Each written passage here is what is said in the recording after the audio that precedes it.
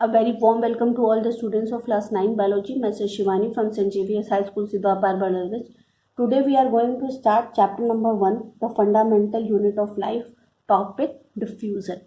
Students, इससे पहले हम लोगों ने डिस्कस किया था प्लाज्मा मेम्ब्रेन के बारे में.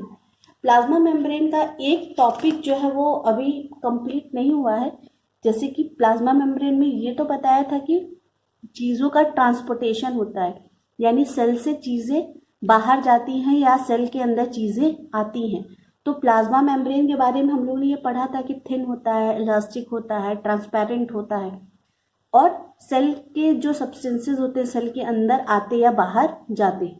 तो यहाँ पे जो ये सेल के अंदर का ये जो सब्सटेंसेस हैं, अंदर बाहर जो भी चीज़ें एंटर या एग्जिट करती हैं, इनका एक ट्रांसपोर्टेशन का मैकेनिज्म होता है जो कि शायद कल के टॉपिक में कंप्लीट नहीं हुआ है. But in the next video I will first complete that topic and then we will move further. तो ये जो मैकेनिज्म ऑफ ट्रांसपोर्टेशन है, ये 3 तरीके का ट्रांसपोर्टेशन है.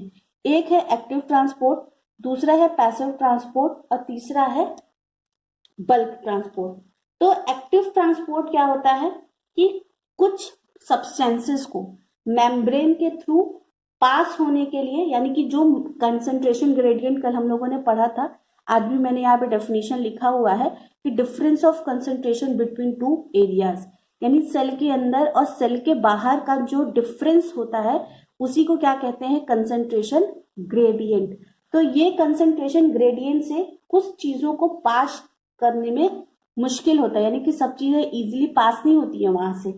तो क्या होता है कि इनको कराने के लिए एनर्जी की जरूरत होती है, यानी कि उनको पास कराने के लिए, जैसे आपको अगर कहीं जाना है, जैसे कि फर्स्ट फ्लोर से सेकंड फ्लोर पे जाना है, सेकंड फ्लोर से थर्ड फ्लोर पे जाना हो, तो आपको एनर्जी लगेगा, यानी आप उतना एटीपी खर्च करोगे तब आप मूव कर पाओगे.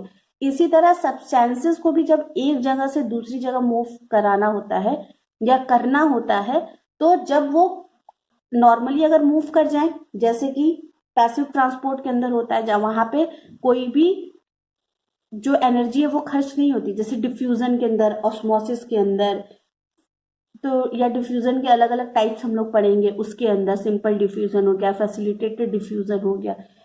तो यहाँ पे एनर्जी एक्सपेंड नहीं होती, एनर्जी खर्च नहीं होती है, ठीक है. लेकिन एक्टिव ट्रांसपोर्ट के अंदर क्या होता है, एनर्जी खर्च होती है, ठीक है. वहां पे अगर सब्सटेंस को मेम्ब्रेन के इस तरफ से उस तरफ एग्जिट कराना हो या एंटर कराना हो, तो वहां पे एनर्जी हम लोग एक्सपेंड करते हैं, ठीक है.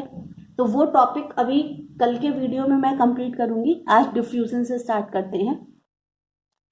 डिफ्यूजन को डिफाइन करेंगे, कल भी बताया था पर आज एक बार फिर से रिवाइज करा दे रही हूँ. Net movement of material from an area of higher concentration to an area of lower concentration. जब भी किसी भी सब्सटेंस का मूवमेंट होगा एक रीजन ऑफ हायर कंसंट्रेशन से लोअर कंसंट्रेशन की तरफ, तो उसको क्या कहेंगे, डिफ्यूजन. कल भी बताया था जैसे कि लोग जॉब के सर्च में, फूड के सर्च में क्या होते हैं, कहाँ भागते हैं, जहां पे ज्यादा फूड होगा वहां से भागेंगे नहीं ना, उस तरफ भागेंगे. लेकिन यहाँ पे क्या होगा, यहाँ पे फूड नहीं है, वो तो एक अलग चीज हो जाएगी जब फूड के लिए या जॉब के लिए कोई भागेगा. यहाँ पे क्या होता है कि जैसे समझ लीजिए कि कल भी ये बताया था, यहाँ पे आज फिगर डायग्राम बना दिया है. एक बीकर है जिसके अंदर वाटर है. अब वाटर पिंक कलर का कर दिया इसलिए ताकि ये दिखे. अब ये वाटर है, अब वाटर के अंदर क्या है, इंक डाल दीजिए, ठीक है. एक साइड से डालना है, सेंटर से नहीं, एक साइड से डालना है, तभी कंसंट्रेशन ग्रेडियंट बनेगा, ठीक है. तो जिस साइड इंक डाल रहे हैं बीकर के, ठीक है, उस साइड क्या होगा, हायर कंसंट्रेशन होगा. क्या होगा, हायर कंसंट्रेशन, ठीक है. तो ये इंक के जो मॉलिक्यूल्स होंगे, जैसे ही वो वाटर के अंदर आएंगे तो वो किस तरफ भागेंगे, जिस तरफ लो कंसंट्रेशन होगा, यानी जहां पे वाटर के अंदर इंक मॉलिक्यूल्स नहीं होंगे वो उस तरफ भागना शुरू करेंगे. तो यहाँ पे एक डिफरेंस बना, ये है रीजन ऑफ हायर कंसंट्रेशन, ये है रीजन ऑफ लोअर कंसंट्रेशन. तो इसके बीच में क्या बन गया, एक कंसंट्रेशन ग्रेडियंट बन गया, यानी चीजें कहाँ से मूव करेंगी, हायर कंसंट्रेशन से कहाँ भागेंगी, लोअर कंसंट्रेशन की तरफ, ठीक है.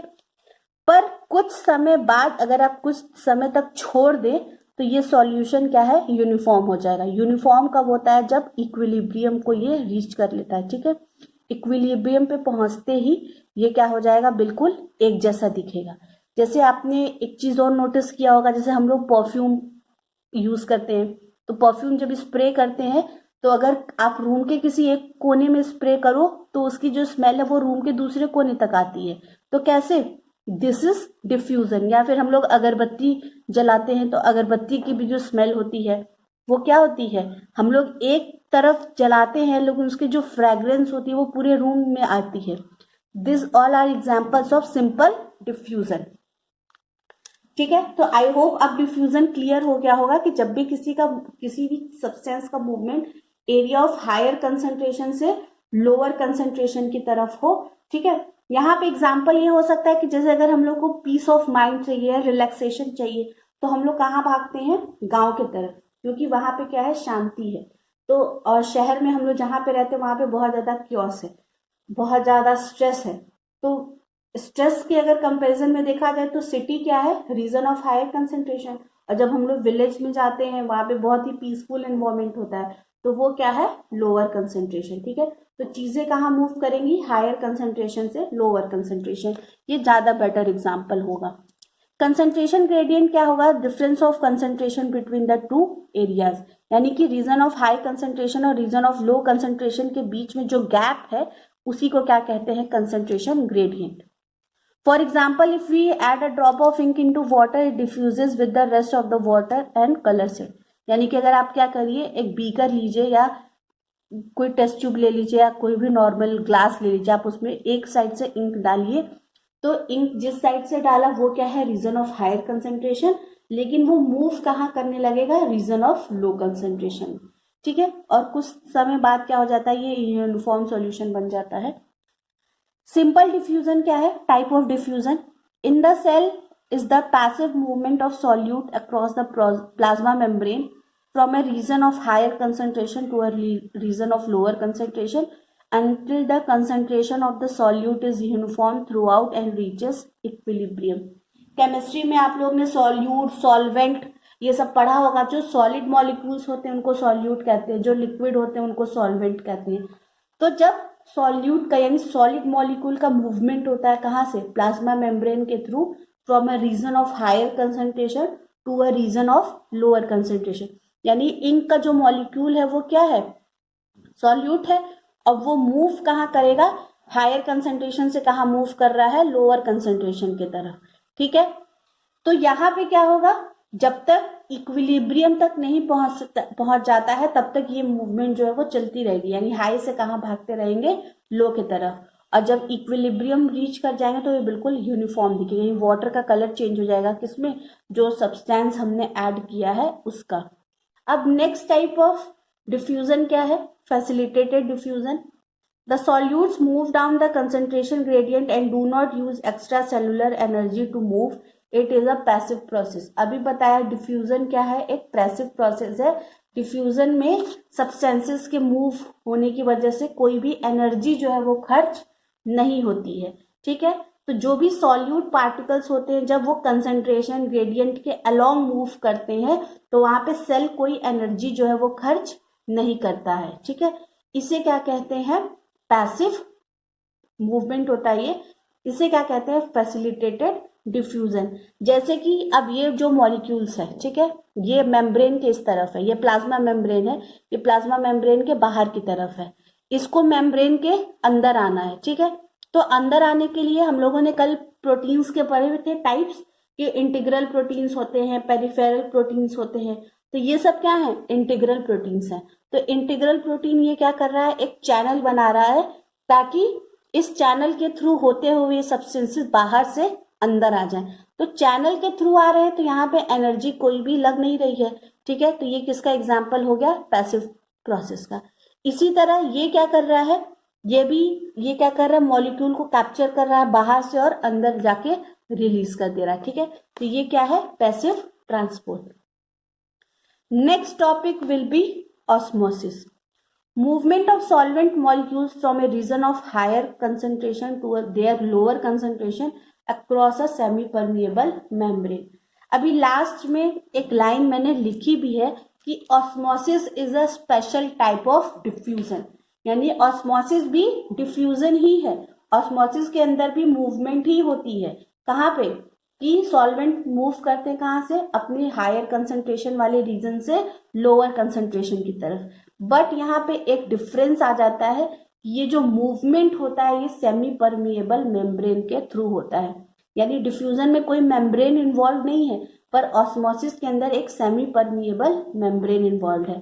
तो सेमी परमिएबल कल भी बताया था, प्लाज्मा मेम्ब्रेन क्या है, सेमी परमिएबल, यानी वो सिलेक्टेड साइज के जो मॉलिक्यूल्स होते हैं वो उनको अपने थ्रू पास आउट या पास इन होने का परमिशन देती है।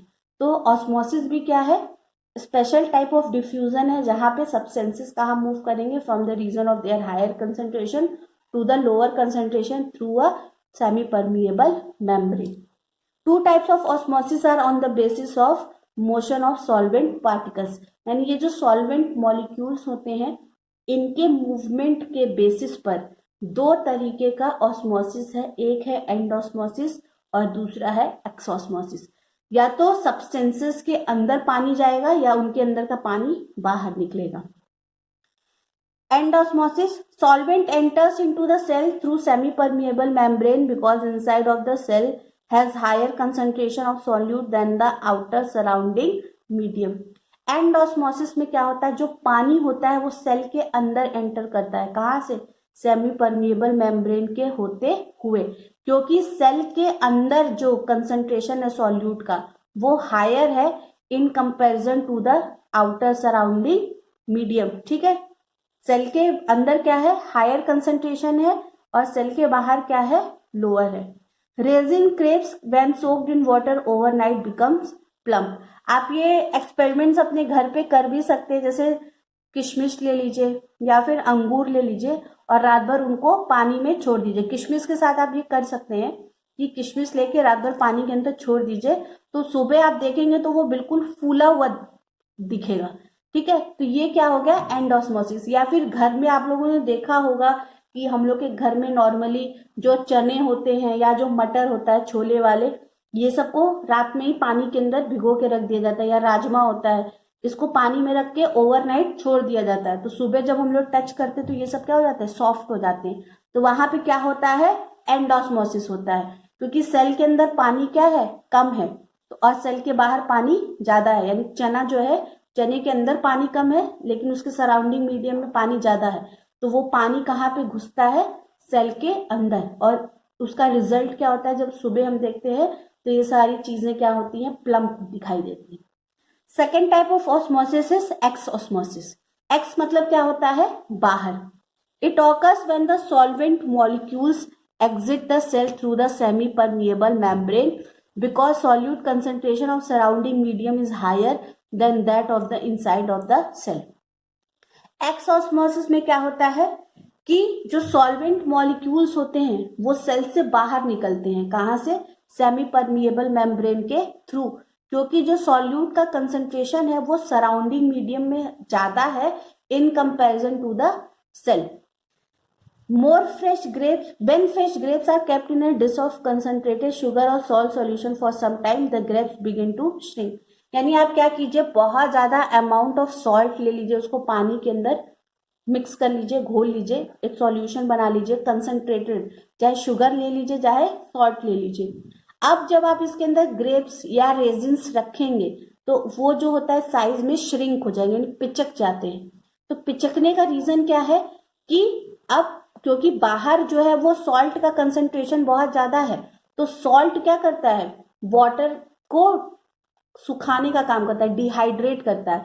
तो सेल के अंदर का जो वाटर है, क्योंकि बाहर वाटर कम है, सेल के अंदर वाटर ज्यादा है, तो अब सेल से जो वाटर है वो कहाँ चला जाएगा, सराउंडिंग मीडियम में। तो बहुत ज्यादा वाटर जब निकल जाएगा तो सेल क्या हो जाएगी, डिहाइड्रेट हो जाएगी। यानी जो किशमिश होगी, अगर बहुत ज्यादा कंसंट्रेटेड शुगर या सॉल्ट सॉल्यूशन में रखेंगे तो उसकी साइज जो है वो श्रिंक हो जाएगी।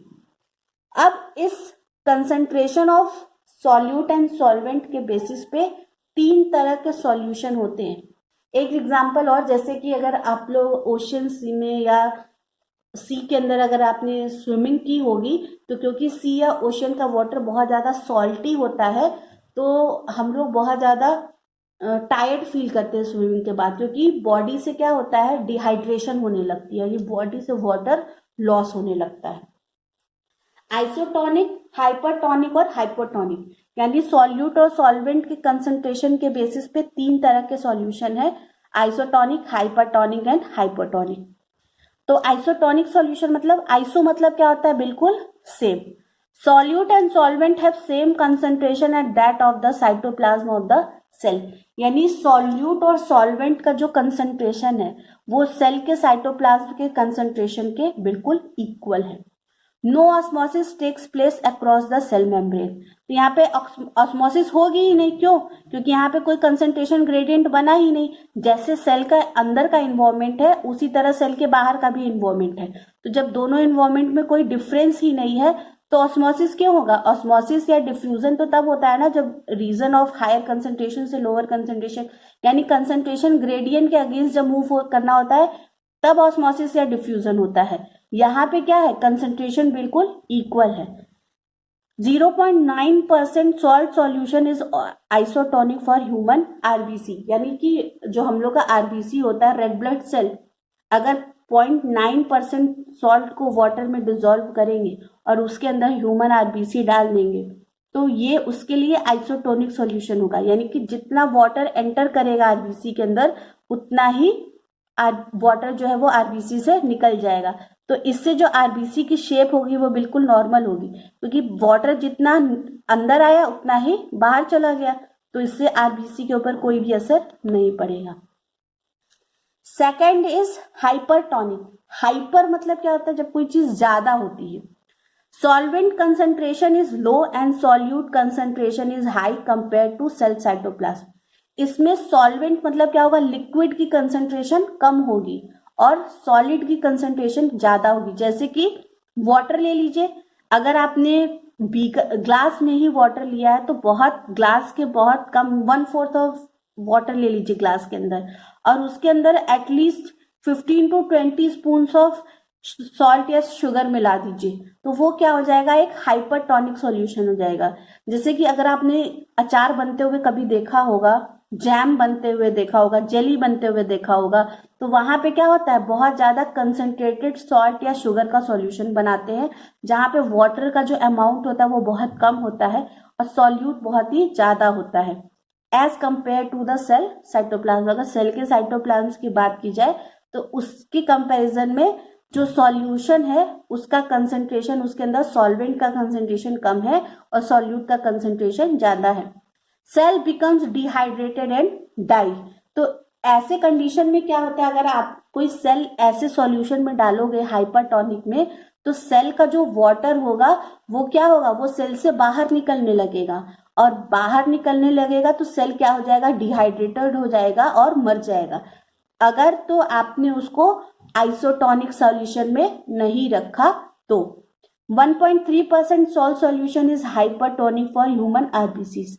अगर 1.3% सॉल्ट सॉल्यूशन बनाए और उसमें ह्यूमन आरबीसी डाले तो वो उसके लिए क्या होगा, हाइपरटोनिक, और वहां पे जो आरबीसी का जो साइज होगा ये नॉर्मल साइज है, आरबीसी का डिस्क शेप होता है, ठीक है, तो ये श्रिवल हो जाएगा, यानी श्रिंक हो जाएगा, क्योंकि आरबीसी के अंदर का जो पानी है वो कहाँ चला जाएगा, पूरा बाहर चला जाएगा सराउंडिंग मीडियम में। सॉल्ट का कंडीशन ज्यादा है या शुगर का, तो अंदर जो आरबीसी के अंदर जितना वाटर है वो कहाँ चला जाएगा, एटमॉस्फेयर के अंदर। अभी ये एनिमल सेल के ऊपर हम लोग इफेक्ट देख रहे हैं आइसोटोनिक, हाइपरटोनिक और हाइपोटोनिक का।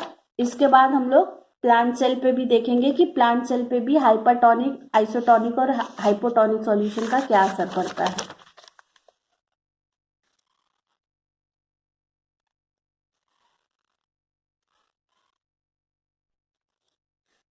लास्ट जो सॉल्यूशन है वो क्या है, hypotonic solution. Solvent concentration is high and solute concentration is low compare to cell cytoplasm. अगर सेल के साइटोप्लाज्म से कंपेयर किया जाए, साइटोप्लाज्म क्या होता है, साइटोप्लाज्म फ्लूइड लाइक सब्सटेंसेस होता है जो कि सेल के अंदर प्रेजेंट होता है, और हमारे सेल के अंदर जितनी भी ऑर्गेनेली होती है, अभी हम लोग आगे पढ़ेंगे, चाहे माइटोकॉन्ड्रिया हो गया हो या गोल्गी बॉडी हो गया, राइबोसोम, ये सारे के सारे साइटोप्लाज्म में ही प्रेजेंट होते हैं, मूव करते रहते हैं। तो हाइपोटोनिक सॉल्यूशन में क्या होता है, जो सॉल्वेंट की कंसंट्रेशन यानी लिक्विड की कंसंट्रेशन ज्यादा होगी और सॉलिड की कंसंट्रेशन क्या होगी, कम होगी। Cell tend to gain solvent, तो यहाँ पे सेल क्या होता है, वो सॉल्वेंट को गेन करते हैं। यहाँ पे जैसे कि वो एग्जांपल हो गया जैसे चना वाला या मटर का या राजमा का, कि वहां पे क्या होगा कि क्योंकि ये सब बहुत ज्यादा हार्ड होते हैं, तो जब आप इनको पानी में भिगोते हो तो ये सब वाटर को गेन करते हैं। तो गेन करेंगे तो क्या होगा, साइज में क्या होंगे, फूलेंगे। जैसे चना फूलता है या मटर फूलता है ना, ये साइज में क्या होंगे, फूलेंगे। 0.7% salt solution is hypotonic for human RBC, यानी अगर 0.7% सॉल्ट सॉल्यूशन रहा तो ये ह्यूमन आरबीसी के लिए क्या हो जाएगा, हाइपोटोनिक।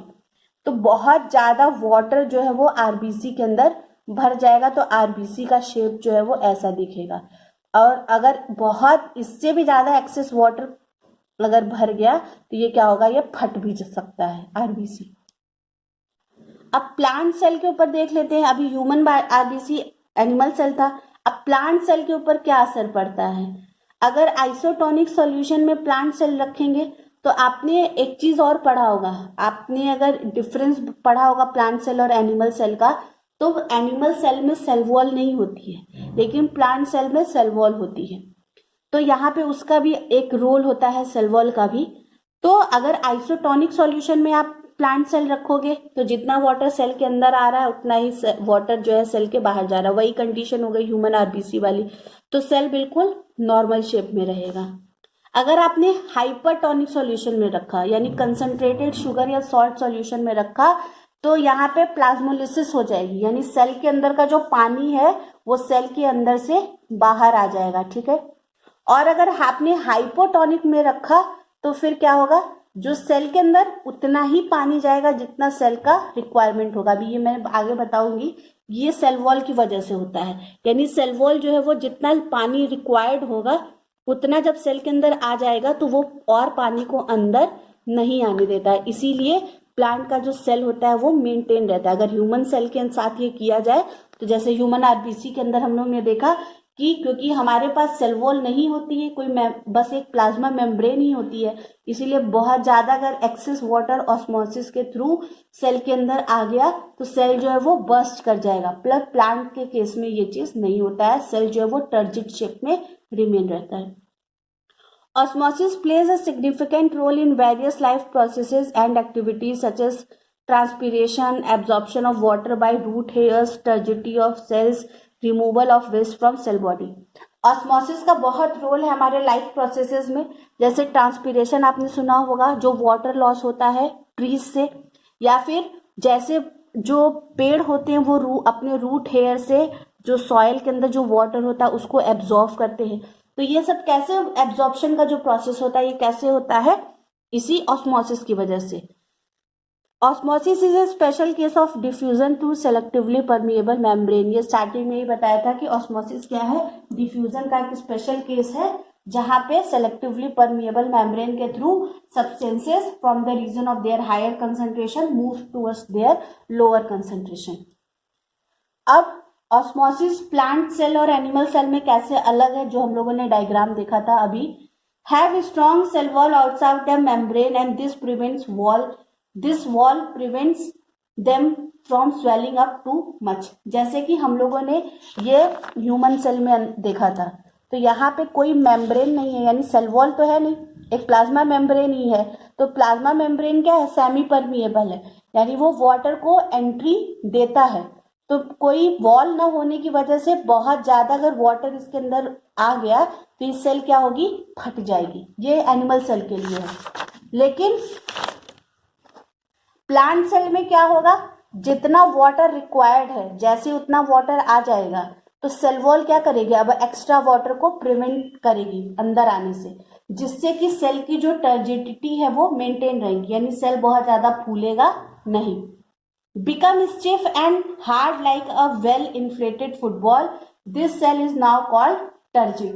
तो प्लांट का सेल ऐसा दिखेगा जैसे आपने फुटबॉल देखा होगा, अगर फुटबॉल के अंदर बहुत ज्यादा हवा भर दो तो वो कैसे बिल्कुल कड़ी सी दिखती है। तो उसी तरह प्लांट के सेल के अंदर जितना पानी होगा, जितना रिक्वायरमेंट होगा उतना पानी आ जाएगा, रेस्ट वाटर को सेल वॉल जो है वो अलाउ ही नहीं करेगी। तो वाटर के अंदर जाने की वजह से जो प्लांट सेल होगा वो बिल्कुल रिजिड दिखेगा, hard. are surrounded only by the membrane and may swell up and burst if too much water enters by osmosis। यानी कि एनिमल सेल का क्या हाल होगा, सिर्फ मेम्ब्रेन होती है, प्लाज्मा मेम्ब्रेन, और अगर बहुत ज्यादा ऑस्मोसिस की वजह से पानी अंदर आ गया तो वो इतना फूल के फट जाएगी। shrink a little but the tough cell wall keeps its shape when the membrane inside shrinks away। यानी कि अगर आप प्लांट सेल को जब हाइपरटोनिक सॉल्यूशन में डालोगे तो हाइपरटोनिक सॉल्यूशन में क्या होगा कि शेप तो श्रिंक करेगा सेल का, लेकिन सेल वॉल क्या करेगा अभी भी, क्योंकि सेल वॉल का जो लेयर होता है वो बहुत टफ होता है, वो शेप को मेंटेन करके रखा रहेगा। Cell becomes limp and floppy like a football with no air in it. This phenomena is called plasmolysis. तो प्लांट की सेल कैसे दिखेगी, जब उसके अंदर जो उसका शेप थोड़ा सा श्रिंक हो जाएगा, तो जैसे फुटबॉल के अंदर से हवा निकाल दो तो वो कैसी पिचकी हुई दिखती है, प्लांट सेल भी बिल्कुल ऐसा ही दिखेगा। इसको क्या कहते हैं, प्लाज्मोलिसिस।